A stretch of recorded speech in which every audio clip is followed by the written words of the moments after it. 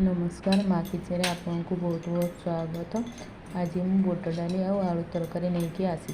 प्रथम pressure cooker बुट डाली को ढालिबा, तापर आलू देवा, स्वाद अनुसार लुण, हलदी गुंड, तेल, पानी ऐड करवा, दुईटा गुजराती दालचीनी को ऐड कर ढक्कन बंद करके गैस ऑन करके 5टा सीटी पर्यंत छाड़ीदेवा। 5टा सीटी पर देखते सीझी जाए, आलू सीझी जाए, बुट डाली भी केते सुंदर भाव में सीझी, बुट डाली भी गोटा गोटा अच्छी। टेस्ट करके देखो केते सुंदर भाव में सीझी।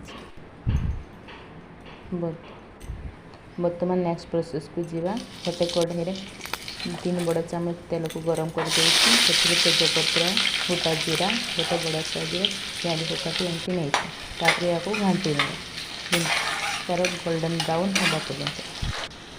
गोल्डन ब्राउन हो जाए ऐड करवा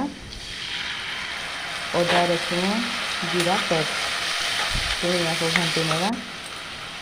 से ऐड करवा हलदी गुंड, धनिया गुंड, लंका गुंड या घाटी ने भल से मसला कषि हो गला से ऐड करवा कसूरी मेथी, टमाटो ऐड करवा या घाटी कभर कर लुण को देखिए कभर कर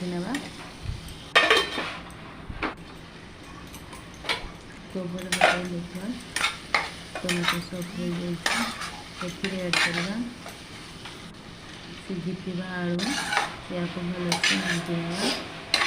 तापर ऐड करवा सीझी बुट डाली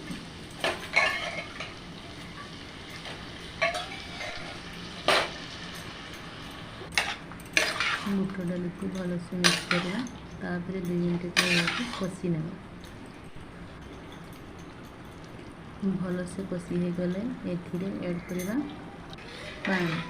आप ग्रेवी दरकार से हिसाब से पानी ऐड करूँ। बुट डाली को बेसी पानिया भल लगे भल से पानी फुटला पर लास्ट देदेवा गरम मसला भल से घाटिला पुणी छाड़देवा फुटवा। देखो बुट डाली रेडी हो गला केते सुंदर तरकारी देखा थे खाइले बारंबार या बनाने इच्छा। वीडियोटी भल लगी लाइक करेंगे, शेयर करेंगे, सब्सक्राइब को जमा भूलें। बाय बाय, जय जगन्नाथ।